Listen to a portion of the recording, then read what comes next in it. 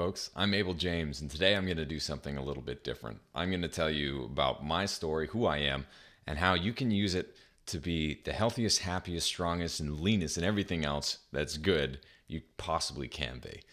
So let's start with a quick rundown of who I am, what I do now. So I'm the host of the Fat Burning Man Show, which over the past year has had over 1 million listens and reached #1 in health on iTunes in the US, UK, Australia, Canada, and a bunch of different places across the world, which has been completely humbling. But I know it's taken off because there's a sea change happening. People are starting to believe in the power of real food again, and I do everything that I can to spread the truth about that. Let's see, I've written a few #1 bestsellers in health, cooking, psychology, and science, and I'm also an entrepreneur, biohacker, and musician. But today we're going to focus on health, what I do myself, and also how you can be the happiest and healthiest you can possibly be as well. So let's start with my story. I grew up in the middle of nowhere in New Hampshire. I've always been really interested in health, but it's led me down a few different paths. So when I was younger, I adopted the mentality that's widely known in conventional wisdom, that fat is bad. It causes heart disease, and high cholesterol is a very bad thing. And so that led me down the path of being a vegetarian for a time. So when I was a vegetarian, I was on and off for many years. And when I was a teenager, that seemed to work okay. I was fairly athletic, never an amazing athlete, but I was always really interested in running. I played football, basketball, soccer, baseball, and a few others, but running was really the one that stood out for me. When I reached my 20s, I had gone to college. I studied brain sciences at Dartmouth and wanted to pay off my loans as quickly as possible. So I moved to DC, took a job in consulting, and we'll kind of talk about some of the consulting I've done with food manufacturers a little bit later on. But suffice it to say at this point that I worked myself very hard and moved to Austin, Texas. So I was working an enormous amount, not getting that much sleep. My health started to go downhill a bit. I started gaining weight. There was a bit of inflammation, nothing major, but it was getting steadily worse. It all came to a head when I came home one night and my apartment building was up in a 30-foot wall of flames. Lost absolutely everything I had, all of my instruments, all of my work stuff, all of my books, and everything else aside from the clothes that I was wearing at the time. And that's when things really got bad. That's when I gained weight very quickly. I couldn't sleep. I got lots of issues, health issues that kind of came out of nowhere. I got kidney stones. I got the flu. I was sick all of the time. My body temperature, and this was the main one that was just horrific for me in the way that I felt, the way that I looked, and everything else. My thyroid started malfunctioning, and that's genetic for me and my family. A few people have struggled with that. My body temperature was 96 degrees. There wasn't really anything that we could do to get that up. The doctor said that it wasn't that big of a deal, even though a lot of other signs were pointing that it was. I had lots of inflammation. And every time I came into the doctor after that point, I was a little bit fatter, I was a little bit sicker, and he wanted to put me on yet another few medications. So it was getting to be quite a big laundry list. And so basically the conversation went something like this. I said, they would ask me about my diet. I'd say I'm eating a very healthy diet, lots of heart-healthy whole grains, very little fat, almost zero saturated fat, low cholesterol foods, lots of industrial oils like canola, and other oils that are vegetable-based but cholesterol-free, and low in saturated fat, that sort of thing. I was jogging about 30 miles a week, yet I kept gaining weight, even though I was restricting calories as much as I could, eating lots of diet foods and that sort of thing, counting my different macronutrients, and my body was an absolute wreck. So at some point, it was around the time of the fire where I decided everything else in my life is spinning completely out of control. I need to give myself a project to try to get myself out of that, to try to improve my life in some way. And that project was focusing 100% on my health, trying to figure out what would work, because clearly what I was doing was not working. I was sick, and in my early 20s, there's just absolutely no excuse as someone who should be healthy to be falling apart, which I absolutely was.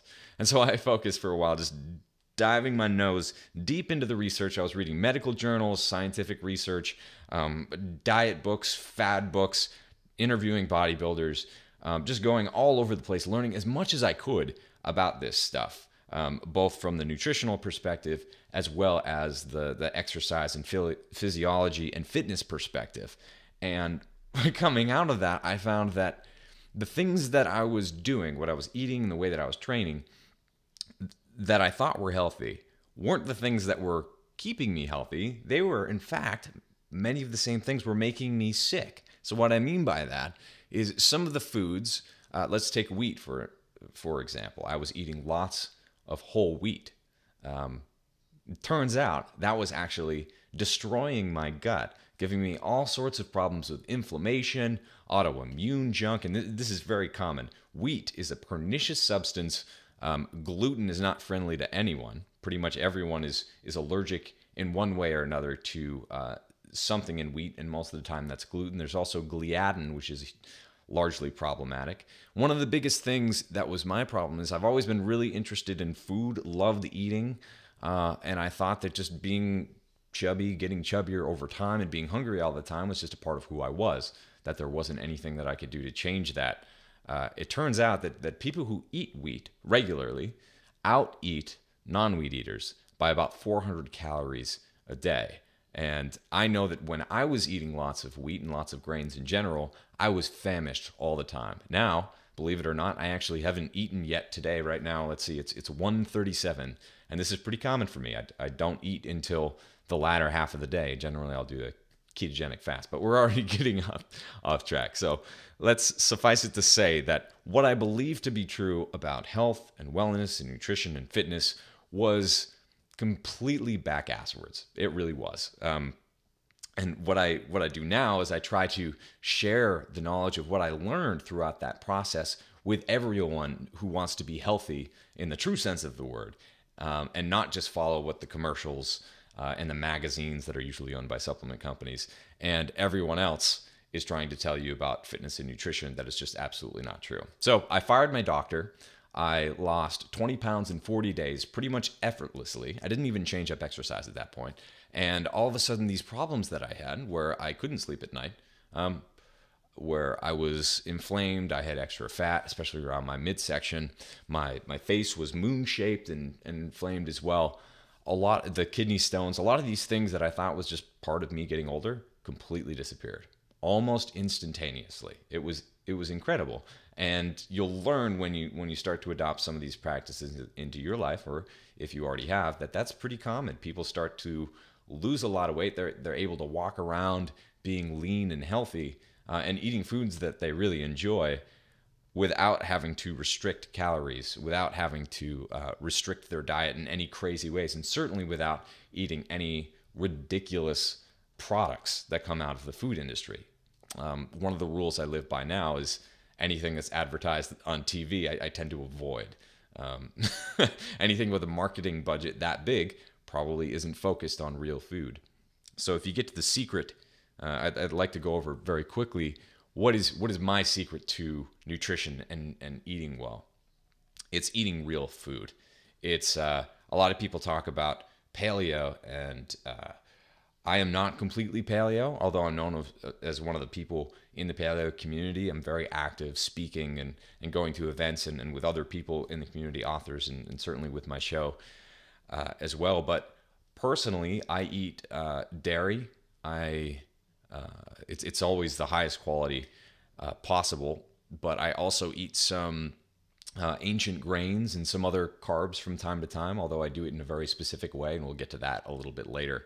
But the real secret to any actually healthy diet plan or nutrition plan is focusing on eating the highest quality food you possibly can. And so that means avoiding pretty much all processed foods, avoiding sugars, which are cheap fattening carbs, as are grains, and focusing on eating wild, organic, fresh plants and animal foods. So what that looks like in terms of your plate, a typical plate for a meal like that, and this is a pretty paleo type template meal, would be green veggies, some sort of salad, maybe with some nuts on top, usually covered in a fat, which could be olive oil, macadamia nut oil, avocado, other delicious things like that, usually with a meat of some kind about the size of your palm, which could be chicken, steak, game meats, tuna, eggs, something like that. And then round it out with a bit of fat. And occasionally something that could be starchy, or a tuber, something like a sweet potato, or maybe even a white potato, especially if you're a very active person or if you have a high metabolism. So just very briefly, those of you who aren't familiar with what paleo is, it's basically what human beings would have been eating before the advent of industrialized agriculture and agriculture in general. So we're looking back about 10,000 years. What would humans as hunter-gatherers have been eating? And when you look back, it would have been certainly not most of the things that people are eating today. So one of I call it my approach to nutrition the wild diet, which is basically a little bit different than paleo. My thesis is that you don't have to look back 10,000 years to see things really going wrong, although a lot of things did start to go wrong when people started focusing on eating lots of grains instead of vegetables and animal foods.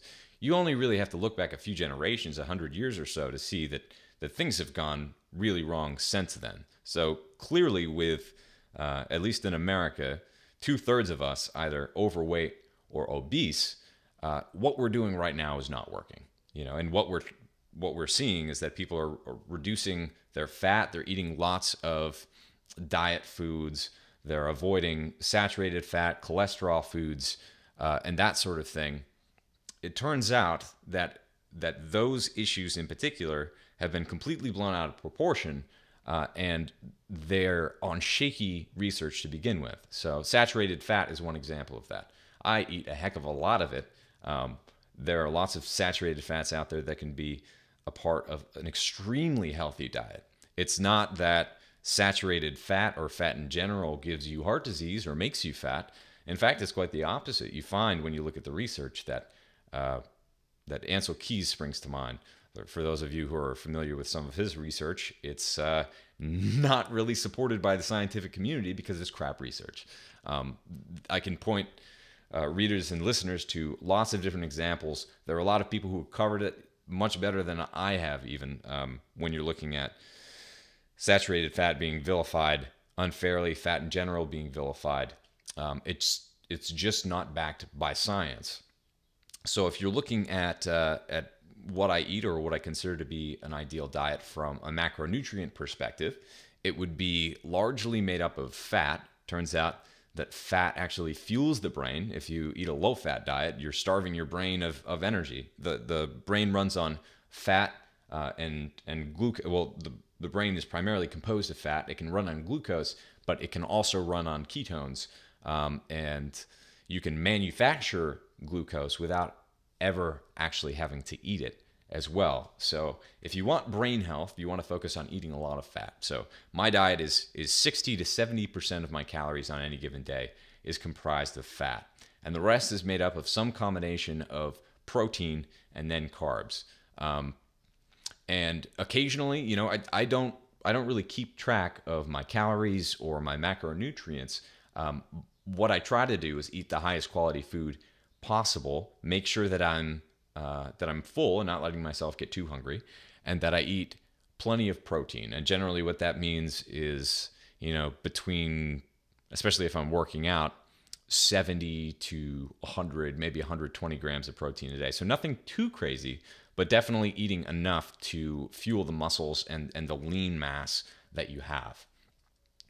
All right, so let's talk a little bit about training and how my perspective on that changed. So as I said before, I've always been a runner. I've loved it for kind of the mental meditation that it gives me.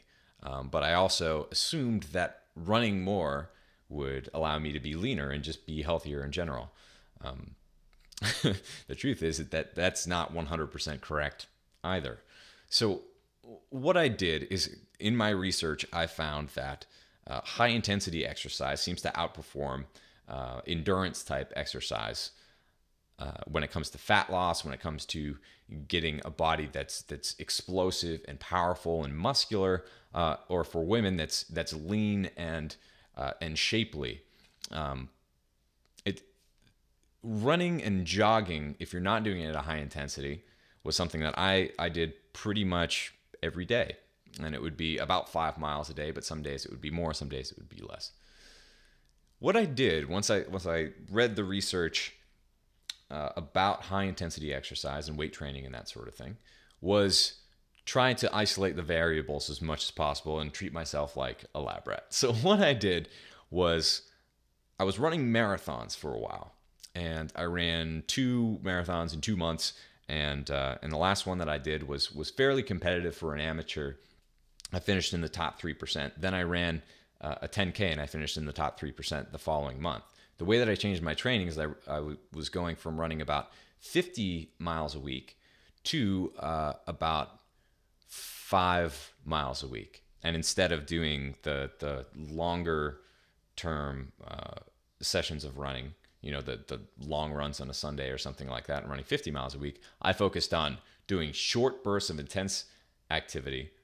Tabata sessions, for the people who are familiar with that, which is generally 20 seconds of an all-out sprint with 10 seconds of rest 10 times in a row. So I started focusing on sprints. So when you compare the marathon versus the 10K that I was running, my competitiveness was pretty similar from one to the other. So that variable is kind of covered off on. My diet remained the same.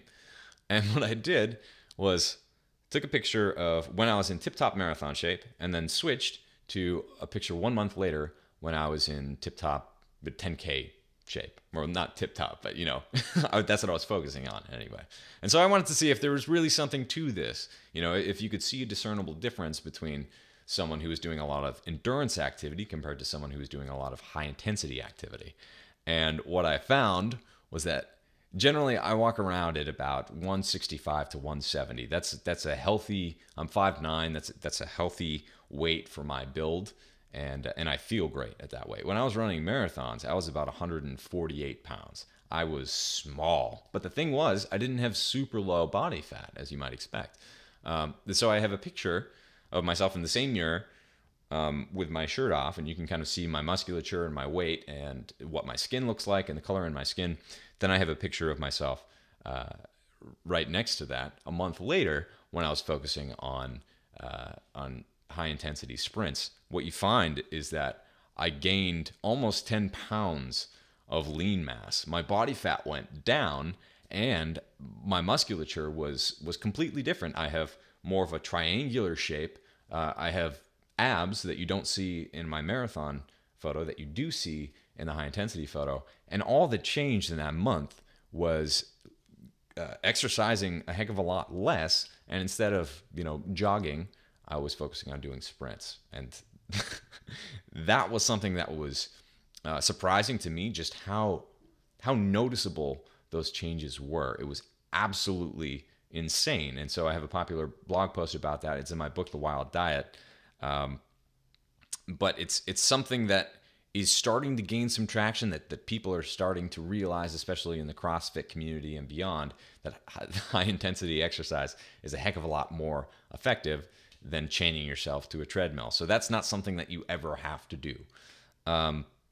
Let's talk quickly about how to eat foods in the most responsible way that you can. So we already focused on the quality of foods being extraordinarily important. So always eat the highest quality foods you can. If you eat food from a sick animal or from vegetables that were covered in pesticides and covered in all sorts of junk and grown in soil that was weak in minerals and unhealthy, generally speaking, then you're not going to get a full nutritional profile of all the things that your body needs. Something else that's really important to focus on is keeping your insulin down, keeping your blood sugar down. The way that you do that is by avoiding sugar, even natural sugars, so limiting your intake somewhat of of fruit and starchy vegetables, and I recommend that people avoid sugar and avoid grains and other simple carbs as much as possible. And there are a few exceptions to that, especially if you're training really hard. Essentially, the more that you train, the more you can dispose of carbs. So what you actually want is you want to keep the glycemic load of all of your foods as low as possible. And so there are a few ways that you can do that. What that means is that you're limiting any spikes in blood sugar as much as possible and the resultant flood of insulin. And blood sugar releasing a bunch of insulin, that's what makes you fat or allows you to store fat. So that's something that most people don't want to do. You can also kind of hack it to use insulin to shuttle nutrients to your muscles if you want to build muscles, but it's still a good idea to keep your blood sugar as low as possible. So a couple ways you can do that: by eating fat with your carbs and not eating too many carbs, as well as combining your carbs with some sort of acid like vinegar can keep the effects on blood sugar as low as possible. So that's something you definitely want to focus on. Another thing that I do personally, as I mentioned a bit in passing earlier, is I use a compressed eating window. So I generally only eat for about 8 hours a day, or there's a period of the day where it's about 8 hours long where I could eat or I could not eat. Aside from that, I don't really eat at all. So I do a little bit more advanced of a strategy, which is called ketogenic fasting, which means I don't eat protein or carbs for the first half of the day, but I do eat fat. So I'll have fish oil, I'll have butter, heavy cream, other things that are very high in fat, and just have trace amounts of protein or carbs to keep myself in autophagy, which is basically starving the body of glucose. And what this does is allow the body to repair itself. And it also has a lot of benefits when it comes to reducing the incidence of cancer and other diseases, because you're giving your body a rest from glucose. So basically, a lot of bad things in your body, pathogens and cancer, they're fueled by glucose. So if you're always eating, then they have a steady stream of glucose. These things that you don't want growing can grow within your body. What happens when you starve your body of glucose for a period of time? It doesn't even have to be that long. Like I said, for me, I'm only eating for about 8 hours a day, so 16 hours a day. I'm not having any glucose. So what that does is it starts to minimize those pathogens or the growth of cancer, for example, during that time that you're starving the body of glucose. But obviously your body can survive just fine. We're a larger organism, and we can get along just fine with not eating for even days if we need to. And so there are a lot of health benefits that come along with that. It's kind of a more advanced strategy, but I'm happy to get into it with anyone who wants to ask me about it. It's certainly something that works for me. It doesn't work for everyone, but it's generally worth a shot. When it comes to takeaways from hearing me talk about this sort of thing, I want people to focus on, number one, eating real high quality food. Number two, when it comes to training, if people want to be, if they want to have muscle mass and strong bones, which I encourage even more so for women than I do for men, because I think men just kind of naturally do that sort of activity anyway. But for women, it's especially important, especially as they're getting older and have the potential to lose some bone mass and certainly muscle mass. It's really important to focus on lifting heavy weights or doing some sort of resistance exercise. So what I recommend to people in general, largely, is doing heavy compound movements at least once a week. And so that can look like squats or push-ups or pull-ups, deadlifts. These are all great examples of exercises that pretty much anyone could do, and in fact they should do. And using heavy weight with the correct form is the best possible way to do that. You don't have to spend a lot of time in the gym. In fact, I don't even go to the gym. I just have some weights out in the backyard. I have kettlebells, and I have a barbell and a couple of free weights, and that's all you really need. In fact, you can get by with just your body weight if you'd like to. So focusing on big compound movements with heavy weights, whether you're a man or a woman, is extraordinarily important for maintaining a healthy metabolism and a healthy, good-looking body as well. And I recommend that people focus on eating for the way that they feel instead of for the way that they look.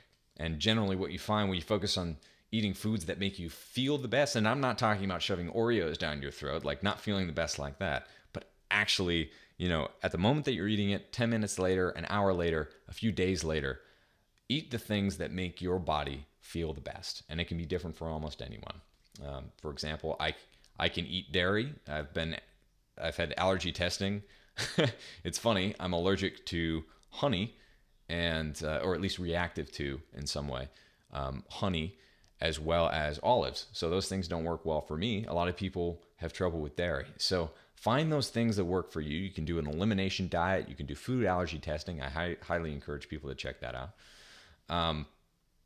Let's see, what else? In terms of essential skills for being as healthy as possible, focus on cooking. Learn how to cook. That's one of the most important things that can make you superhuman forever, is realizing that you have 100% control over all of the food that goes into your mouth. And the best way to make sure that you're getting the highest quality food possible is by cooking it yourself and doing it at home. So there are lots of resources that I have at fatburningman.com to help people get started in the kitchen, also on my YouTube channel. I'd highly encourage people to check that out. What else do we have here? Also, just generally speaking, it's really important to know that you can be healthy. A lot of people just need to be told that. They need to realize that themselves. It was something that I needed to realize. You see that most of America, and it's turning out most of the developed world, is becoming overweight and unhealthy. That's not because of who you are. That's not because of genetics. It's largely because of what you're eating or what you're not eating, and environmental toxins and other sorts of junk like that. But it's so important to realize that if you want to be lean, you can pretty much be lean. Like, I was just training one of my buddies to do a bodybuilding championship, and he lost 20 pounds in just a few weeks and took his body fat down from 13% to 3%. I have other people who have lost over 100 pounds. Like a lot of people, when they start out with a paleo diet or a lower carb diet, they can lose 100, 200, 300 pounds. It's just a matter of doing it. Going out there and doing it and believing that you can, and focusing on high quality foods. And once you start to do that, there's absolutely no turning back. And so I do have books and videos and a coaching community and all of that people are completely welcome to check out. I also have tons of resources for you guys at fatburningman.com for some of my entrepreneurial stuff and my music stuff. Also at abeljames.com, some of the more brain and biohacking stuff is available there. But I highly encourage anyone out there who's listening or watching who wants to know more about health to focus on this community, the real food community, farm to table. That's what it's all about. It's about the holistic approach. It's not about calorie cutting or new fad diet products or anything like that. I have never found a substance that works better than eating real food. So go to your farmer's market, go to your natural foods stores, go to Whole Foods or anything else that might be in your area. And if you're in one of those food deserts, try to get your food from, there are some great places on the internet. US Wellness Meats is a great one. A lot of meats you can get that are pasture raised and organic online relatively inexpensively. And you can even find a lot of these foods like macadamia nut oil and avocado oil on Amazon. So really, there are no excuses. If you want to be healthy, it's just a matter of following the right advice and doing it. So eat real food. I've had fun. I can't believe this half an hour has gone by so quickly. But if you want to get in touch with me, the best way to reach out is to go to fatburningman.com and sign up for my email list and just shoot me a note. Respond to the email that comes from that, and I'll get right back to you. I always love hearing from you guys, and thank you so much for listening. This has been fun, and I look forward to hearing from all you guys soon.